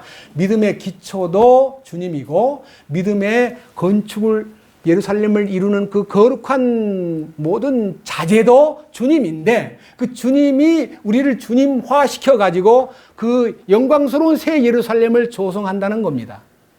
여러분, 우리가 새 예루살렘 되는 거 아닙니다. 되는 겁니다. 새 예루살렘으로 쑥 그냥 들어가는 거 아닙니다. 새 예루살렘이 되는 거예요. 새 예루살렘은 여기, 자, 21장 9절 봅니다. 새 예루살렘이 뭔가 보여드리겠습니다. 마지막 7 재앙을 다 가득 담은 7 병을 가졌던 7 천사 중 하나가 내게 와서 나와 얘기하며 이르되 이리로 오라. 내가 신부 곧 어린 양의 아내를 내게 보여주리라. 신부를 보여주겠다는 거예요. 이제 요한에게 천상에서 신부를 보여주겠다고 높은 산으로 데리고 왔습니다. 자, 이제 10절을 봅니다. 영안에서 나를 데리고 크고 높은 산으로 올라가 산에 이르러 하늘에서 하나님으로부터 내려오는 저 큰 도시 곧 거룩한 신부를 내게 보여주었는데 맞습니까? 네, 예루살렘이 바로 새 예루살렘이 신부입니다. 신부. 네? 우리가 이 영광스러운 그 분의 인격이 바로 이 보배로운 믿음이라는 말 자체 속에 그 자체가 주님의 그 거룩한 인격과 풍성한 당신의 성품, 하나님의 본성과 그 모든 풍성한 당신의 그 어떠함이 우리에게 이렇게 열려 있는 것입니다. 저는 이 말씀을 읽으면서 주님 참 감사합니다. 이 능력에 우리가 깊이 붙잡히기를 원합니다 하는 마음이 생겨가지고 여기에 따르는 이제 이 인격이요 구체적으로 나타나기 위해서 자 이제 본문으로 돌아갑니다. 베드로 후서 1장 3절입니다. 우리를 부르사 영광과 덕에 이르게 하신 분을 아는 것을 통해 그분의 신성한 권능이 이 신성한 권능이라는 단어는 옛날 개혁 성경에는 신기한 능력이 찬송가에도 참 신기한 능력이로다는 그 신기한 능력이 생명과 하나님의 성품에 속한 모든 것을 우리에게 주셨도다는 하나님의 성품에 속한 모든 것이 뭡니까? 우리의 성품은 인격적으로 자기를 이렇게 표현하는 것이 성품입니다. 여러분 말로는 그의 생각을 표현하고요. 이 성질로는 그의 인격을 설명합니다. 성질을 부르르 내면요. 아 이거 성질 고약한 놈이네. 이렇게 말을 속으로 합니다. 근데요. 막 공격을 당하고 야단을 맞고 막 이상한 말을 들어도요. 미소를 짓고 왜들 그러세요? 그러면 야, 그 사람 대단하더라. 그렇게 막 공격을 하고 퍼부어도 싱글벙글 웃으면서 비웃는 얼굴이 아니고 아주 여유만만한 모습을 보니까 참 부럽더라. 그런 사람 있잖아요. 하나님의 성품에 잡힌 사람은 그렇게 되는 거예요. 그래서 이 하나님의 성품의 신비가 얼마나 위대한가를요, 여러분 앞에 이 성품의 신비를 통해서 나타난 현상에 대해서 말씀을 드린 후에 오늘 메시지를 마칠까 합니다. 먼저 디모데전서 3장으로 가보겠습니다. 하나님의 성품이 어떤 것이냐. 디모데전서 3장.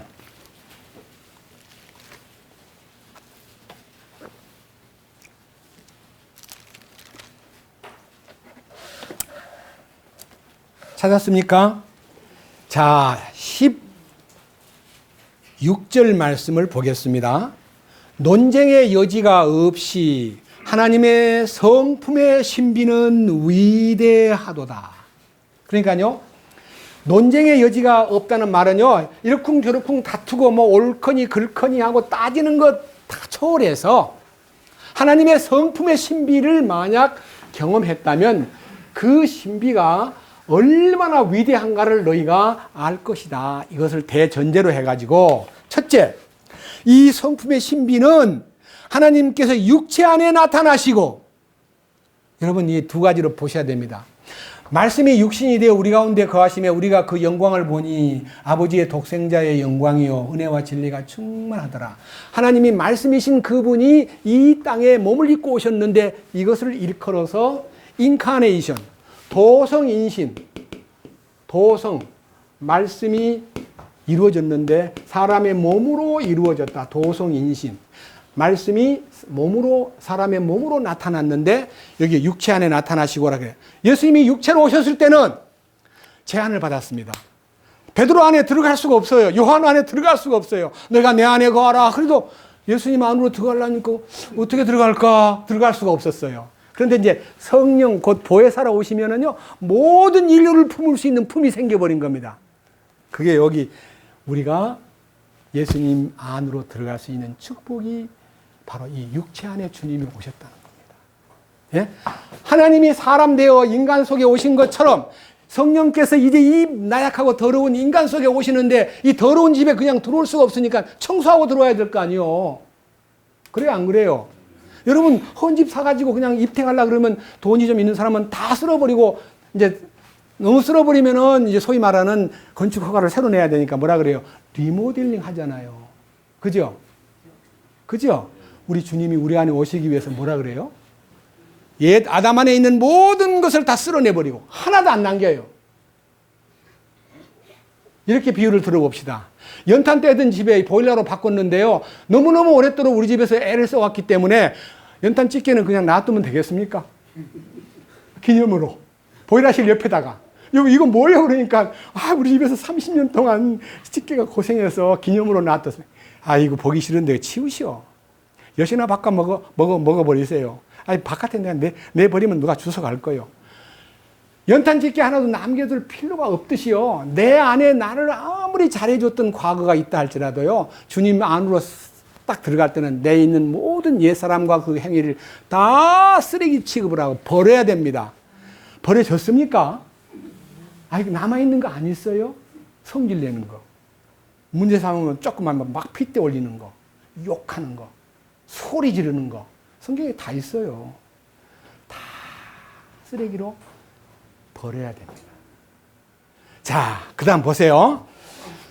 그 신비가 첫째, 하나님께서 육체 안에 나타나시고 성령 안에서 의롭게 되시고, 자신이 성령 안에서 의롭게 되신 것처럼 우리들도 예수 그리스도 안에서 의롭게 된 겁니다. 그리고 천사들에게 보이시고 이방인들에게 선포되시고 세상에서 믿음 받으시고 영광 속으로 올려져서 영접을 받으셨느니라. 주님 영광스럽게 올라간 것만 우리 보고 주님 승천해버렸어. 어떡해. 그러나 우리는 사도 바울의 서신 에베소 2장 6절을 통해서 그분이 승천하실 때 우리도 함께 승천되었다는 것을 압니다. 무엇이? 이름이. 새로 이 생명책에 기록된 내 이름만 아니라 그분의 보좌에 함께 앉을 수 있는 그 영광이, 머리이신 주님이 그 몸에 우리가 붙어 있기 때문에 그 몸이 올라간 것은 혼자 올라간 게 아니라 단으로 올라가, 단으로. 우리를 묶어서 포함해서 올라가셨어요. 이 영광스러운 사실에 대해서요. 자, 이 디모데전서의 이 일에 대한 이 하나님의 성품의 신비가 어떻게 나타나는가를 보여드리기 위해서 조금 읽어보겠습니다. 6장으로 갑시다. 디모데전서 6장. 이제 우리 신앙생활을 이렇게 해야 됩니다. 자, 3절부터입니다. 우리 신앙생활은 하나님의 성품의 신비의 지배를 받고 하나님의 성품의 위대함 속에서 조종받는 생활이 돼야 되는데 3절, 만일 어떤 사람이 다른 식으로 가르치고, 이 말은요 하나님의 성품의 신비를 따라서 지도하지 않고 인간의 철학과 개인 생각과 아니면 다른 어떤 설교 가지고 사람들을 홀린다면은 그 말 듣지 마라 이거예요. 설교가 아무리 좋아도 듣지 마라 이거예요. 어떤 사람이 다른 식으로 가르친다면은 그 말이 뭔 말이냐면요, 온전한 말씀들, 곧 우리 주 예수 그리스도의 말씀들과 하나님의 성품에 따른 가르침에 동의하지 아니하면 말씀과 하나님의 성품이 나타나 가지고 우리를 지배하는 이 가르침이 진정한 교리인데, 이 가르침을 안 가르치고 자꾸만 여러분 열심히 삽시다. 여러분 죄 짓지 마세요. 하루에 일선하세요. 여러분 화날 때 웃으세요. 그리고 기분 안 좋을 때요, 방법이 있습니다. 막 성질 내려 그러면요, 빨리 가서 물을 한 모금 먹고 품고 있으래요. 생기지 말고. 그럼 성질이 깔았는데요. 그럼 되겠어요? 물 한 모금으로 성질을 깔아앉혀요? 아니잖아요. 그렇게 물을 먹어가지고 성질을 깔아앉히고요. 여러분, 그렇게 방법을 논하는 사람 있으면요, 그런 사람 따라가지 말라는 거예요. 하나님의 말씀, 곧 완전한 말씀과 그것을 예수 그리스도의 말씀이라 그랬어요. 완전한 말씀은 예수 그리스도의 말씀이다. 그리고 하나님의 성품에 따른 교리라는 말은요, 하나님의 성품이 지배하는 가르침 안으로 살지 아니하면, 그 말이에요. 뭐라 그랬어요? 4절. 그는 성품이 지배하지 않고 하나님의 신성한 성품과 말씀이 지배하지 않는 사람은 교만하면서 아무것도 알지도 못하면서 어떻게 해요? 논쟁과 다툼을 좋아하고 그런 속에서 시기와 다툼과 욕설과 뭐요? 악한 추측. 사람은요, 어떤 사람이 기분 나쁜 말을 했는데 그거를 자꾸 되씹어요. 분명히 언중유골이야. 틀림없이 뭐가 있을 거야. 내가 생각한데 틀림없이 그 사람 지난번에 내가 조금 좀 말을 좀 그때 얼굴이 싹 변하더니 오늘 와서 나한테 안각품을 하잖아. 그리고 그 사모님도 꽃 같은 얼굴로 나를 대하더란 말이야. 이렇게 상상력을 동원해가지고 이거 전부 다 혼이에요, 혼. 바보 같은 상상력을 버려라 이거예요. 저는 사랑하는 제 집사람에게도 무슨 말이 딱 나오면 상상력을 동원해서 무슨 말 하려면, 여보, 과거나 상상력을 동원하지 말고 현재의 일에 충실합시다. 현재 갖는 것도 해결하기 어려운데 자꾸만 어려운 문제를 끌고 들어와가지고 그게 보태면 풀기가 어렵습니다. 그래서 항상 단순해야 돼요. 이게 뭐라 그랬어요? 자, 5절. 또 마음이 부패하고 진리가 없어 이득이 하나님을 따르는 것이라고 생각하는 자들의 비뚤어진 언쟁이 생기나니 너는 그런 자들로부터 어떻게 하라고요? 떠나라. 여기에 한 가지 주의할 점은 이 6절, 5절에 있는 또 마음이 부패하고 진리가 없어 하나님을 따르는 것, 이 따른다는 단어, 하나님을 따른다는 단어가요, 영어로는 까들이고요, 하나님의 성품은 까들이 있습니다. 이게요, 동사형이에요. 하나님 따르는 거. 그래서요, 이 원문에 나와 있는요, 유세베이아라고 하는 단어는 까드리니스를 얘기하고, 그 다음에 거기 따르는 그 유세베스, 까드리는 유세베스인데요. 유세베스라는 말은 하나님 따르는, 하나님께 속한, 하나님의 뜻대로 경건한 그런 뜻입니다. 그래서 밑에 보세요. 또 6절. 그러나 만족하면서 하나님을 따르는 것은, 여기 따르는 것은 명사형이기 때문에 까들이 있습니다. 하나님을 따르는 것이 뭐냐면 바로 하나님의 성품을 향해서 따라가는 거예요. 여기 이 6절이, 예? 그러나 만족하면서 하나님의 성품은 큰 이득이 되느니라. 그래 맞은데, 그러면 단어상 말이 좀 이해하기가 어려우니까 이걸 풀어준 것이 하나님을 따르는 것으로 번역을 했습니다. 이영선 형제님 맞죠? 예. 여러분, 하나님의 성품의 신비가요, 우리에게 얼마나 큰 이득을 주는가를 알아야 되는데 그 영적인 생산이 넘치는 이득이 나타나는데 이걸 모르고 어디다가 포커스를 맞추냐 하면은 대부분 다 밑에 한번 보십시오. 5절. 또 마음이 부패하고 진리가 없어. 이 말은요, 구원받은 사람 보고 한 말입니다. 구원 안 받은 사람한테 한 말 아니에요. 혼의 변화가 없는 사람은 그 부패를 유지하고 진리가 그의 삶 속에 적용되지 아니하므로 이득이 하나님을 따르는 것이라고 생각하는 비뚤어진 생각이 있다. 이득이 뭐예요? 예수 믿고 뭔가 생산적이고 좋은 것은 교회 가가지고 덕 보는 게 있어야 돼. 덕 보는 게. 교회 가서 덕 보려고 노력해. 우리 집에 쌀 장사 하거든요. 여러분 가능하면 우리 집에서 쌀을 좀 사가세요. 우리 집에 미니 슈퍼를 하거든요. 여러분 멀긴 하지만 배달해 드릴 테니까 우리 집에 주문하세요. 주문서를 딱 받아보니까 이마트보다 비싸. 그럼 어디로 가요? 비싼데 안 가요. 우리 형제라도. 근데 어제 마음이 좀 여유로운 사람은, 경제적으로 여유로운 사람은 그래도 그 사람 먹고 살아야지. 뭐 그렇게 비싸다 그래. 그냥 사는 사람이 있어요. 그러나 예수 믿는 것과 자기 개인의 이득과 결부를 시키면 신앙생활에 손해가 온다 이거예요. 절대로 그거 가지고 뭐 장사를 하고 내한테 있는 것을 여러분한테다가 팔아가지고 이득을 남기고 자기가 뭐 이익 벌려고 하는 생각이 조금이라도 있으면 아니. 우리는 주는 자가 돼야지 받는 자가 되는 거 주님이 원하시지 않아요. 뭐라 그랬어요? 6절. 그러나 어떻게 해야 돼요? 만족하면서. 이 만족이요, 얼마만큼 만족해야 되느냐에 대한 만족에 대한 기준을 여러분 성경에서 혼의 구원을 받고요, 십자가의 죽음에 동참한 사람들에게 주신 만족의 기준을 여러분 앞에 일종의 그 스탠다드인데요, 그걸 드리겠습니다. 넘기기가 어려우니까요. 자, 빌립보서 얼마만큼 만족해야 되느냐? 빌립보서 4장 11절입니다.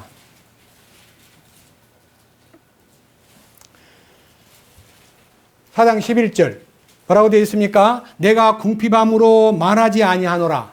내가 어렵기 때문에 이 말을 꺼낸 것이 아니다. 내가 어떠한 처지에 있든지 거기에 만족하는 것을 내가 배웠느니. 뭐가 만족해요? 어떤 처지가 뭘까요? 사도 바울은 지금 감옥에 있어요. 감옥에 있는 사람이 감옥 바깥에 있는 사람 보고 왜 면회는 안 오시오? 왜 좀 특식도 좀 넣어주지? 나 너무 추워. 옷도 좀 갖다 줘. 짜증을 내고 요구할 것이 많은데요, 그분은 바깥에 있는 사람한테 아무런 요구를 하지 않고 이렇게 말합니다. 어떠한 처지에 있든지 만족을 배웠기 때문에, 자, 12절에 내가 비천하게 되는 것도 알고 풍부하게 되는 것도 알아. 어디에서나 모든 일에서 배부른 것과 배고픈 것과 풍부한 것과 궁핍당하는 것을 다 뭐하였노라? 배웠노라가 뭐예요? 마스터했다, 그런 뜻이에요. 나는 이제 십자가 안에서 그거 다 포기했다. 못 먹어도 감사하고, 먹어도 고맙고, 추워도 감사하고, 더워도 감사하고, 그냥 감사할 뿐이다. 만족한다. 이게요, 어떠한 처지에 있든지 거기에 만족하는 것을 성령님을 통해서 배워야 됩니다. 이런 얘기 들어보셨어요? 어떤 젊은이가, 어떤 처녀 아이가요, 산길을 가다가 갑자기 나비 하나가요, 거미줄에 딱 걸려가지고 막 퍼득거리기 때문에 아유 불쌍하다. 얼른 쫓아가가지고 그 걸려있는 나비를요, 그 거미줄에서 싹 구해가지고요, 거미줄도 떼서요, 휙 날려줬어요. 한참 이제 산 아래로 내려가는 길인데 누가 하나 딱 앞에 서는데 천사가 나타났어요. 그게 나비 천사예요. 아까요, 저를 구해준, 제가 세상을 보러 나비로 나타났다가 당신 때문에 살아났어. 고맙소. 소원을 하나만 들어줄 테니까 하나만 말하시오. 그럼 내가 들어줄게요. 그랬더니 이 사람이 그냥 그 마음에서 나 그냥 딴 거 다 말고요, 그냥 행복하게만 살게 해주세요. 그렇게 얘기했대요. 그래요. 행복하게 사는 법이 있습니다. 이렇게 하세요 하고 아주 귓속말로 조용하게 행복하게 되는 것은 딴 게 아니고 돈도 아니고 어떤 소유도 아니고 건강도 아니고 꼭 요것만 하면 됩니다. 그냥 항상 감사하세요. 어떤 일을 만나도 감사합니다 하고만 하면 행복이 보장됩니다 해서요. 이 사람이 평생을 감사함 속에서 살았더니 진짜로 노년에 이 말을 밝히면서 하는 말이 감사가 행복의 열쇠더라. 이런 말을 한 적이 있습니다. 우리는요, 그 나비천사가 전해준 감사하라는 말보다 훨씬 앞서서 모든 일에 감사하라. 성경에는 범사에 감사하라. 예? 감사. 주님, 감사합니다. 이게요, 자, 디모데전서 6장. 네, 6장 6절입니다. 그러나 만족하면서 하나님을 따르는 것은 큰 이득이 되느니라. 우리가 세상에 아무것도 가지고 오지 아니하였은즉 아무것도 가지고 가지 못할 것이 확실하니 먹을 것과 입을 것이 있은즉 우리가 그것으로 만족할 것이니라. 뭐에 만족하라고요? 집이 있어야지. 자가용도 있어야지. 내가 이 넓고 넓은 서울 시내에 내 거처 하나가 없어서 이 집으로 저 집으로 전세 다니고, 내 이 신세가 먼고, 그거 어떻게 먹는 것 가지고, 입는 것 가지고 만족할 수 있을까? 이렇게 짜증스러워 하는 분도 있습니다. 그러나 감사하십시오. 하나님의 성품의 신비가 그렇게 만들어줍니다. 하나님의 성령께서 그렇게 이끌어줍니다.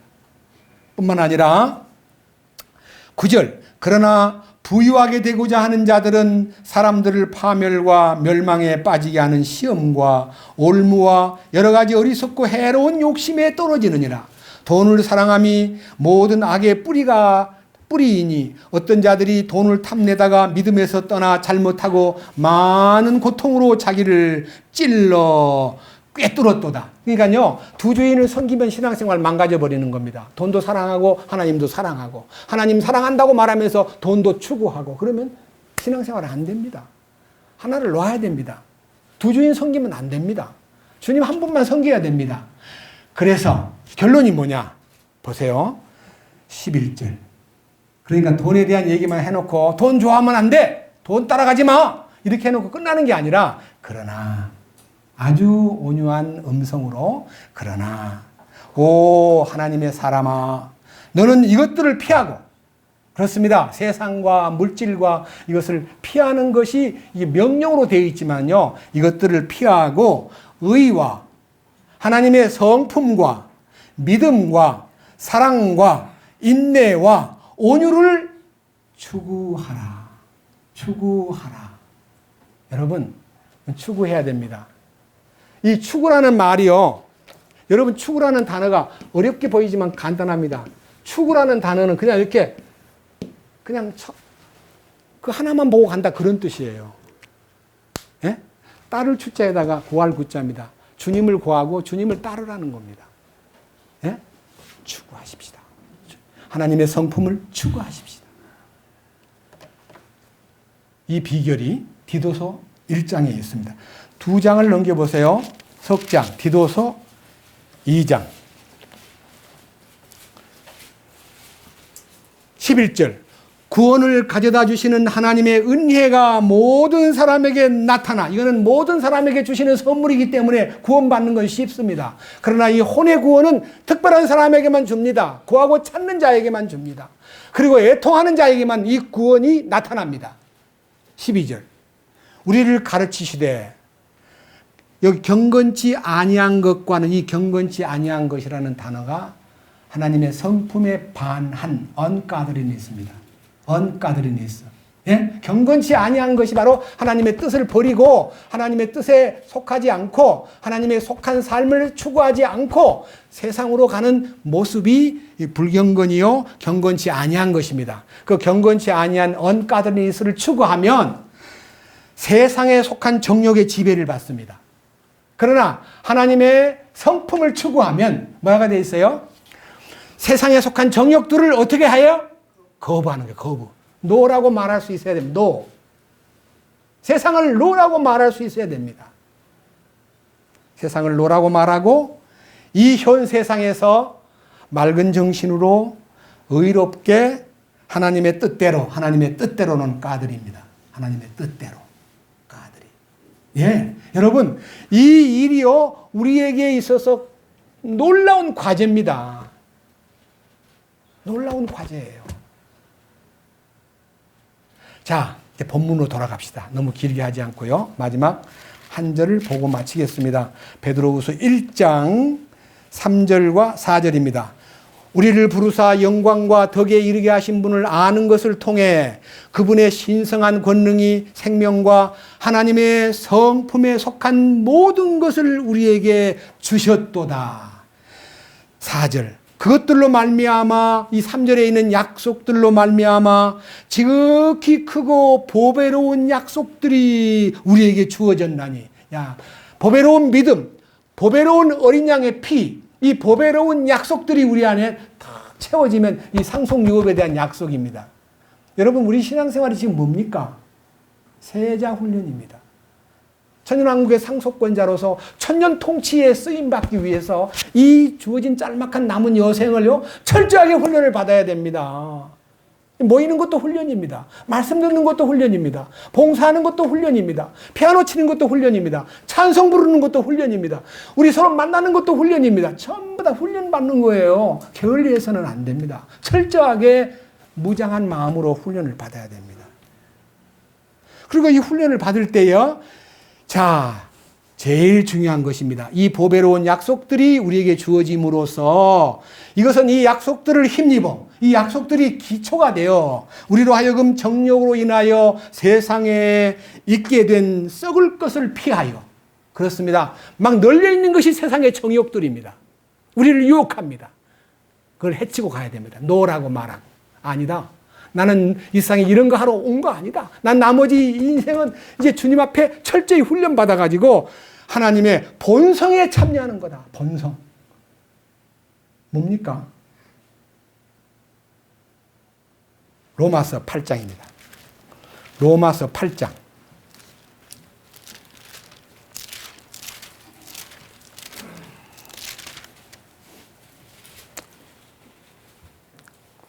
이 16절입니다. 성령께서 친히 우리 영과 더불어 우리가 하나님의 자녀인 것을 증언하시나니, 자녀이면 상속자 곧 하나님의 상속자요 그리스도와 함께하는 공동 상속자니라. 우리가 그분과 함께 고난 당하면 이것은 우리가 함께 영광도 받으려 함이라. 공동 상속권에 참여하는 사람이 되는 것이 영광을 얻는 건데, 이 영광을 얻기에 합당한 자가 되기 위해서 우리에게 주어진 이 현실에서 정욕에 속한 세상을 거부하고 주님의 뜻을 따라 하나님의 성품을 추구하는 것이 감사와 더불어 우리를 만족시키는 삶이 실제가 돼야 우리가 영광스럽고 신실한 자로서 그분 앞에 떳떳이 착하고 충성된 종아, 네가 지극히 적은 일에 충성하였으니 창세로부터 너희를 위하여 예비된 영영한 왕국을 상속하라 하는 축복을 받게 됩니다. 주님을 찬양합니다. 아멘. 주님 감사합니다. 오늘은 베드로후서 1장의 1절부터 4절까지 보배로운 믿음, 하나님의 성품의 신비, 그리고 하나님의 성품으로 인하여 세상에 속한 모든 썩어질 것들을 어떻게 피하고 어떻게 거부하고 하나님의 본성에 참여하여 상속유업을 받기에 합당한 자가 되는가에 대한 놀라운 사도 베드로를 통한 이 간증을 우리가 들었습니다. 우리 모두 이 말씀 안에서 훈련받고 우리 주님이 기뻐하는 그 영광된 대열에 서기에 합당한 자가 되도록 이끄시옵소서. 우리 주 예수 그리스도의 이름으로 기도드렸습니다. 아멘. 감사합니다.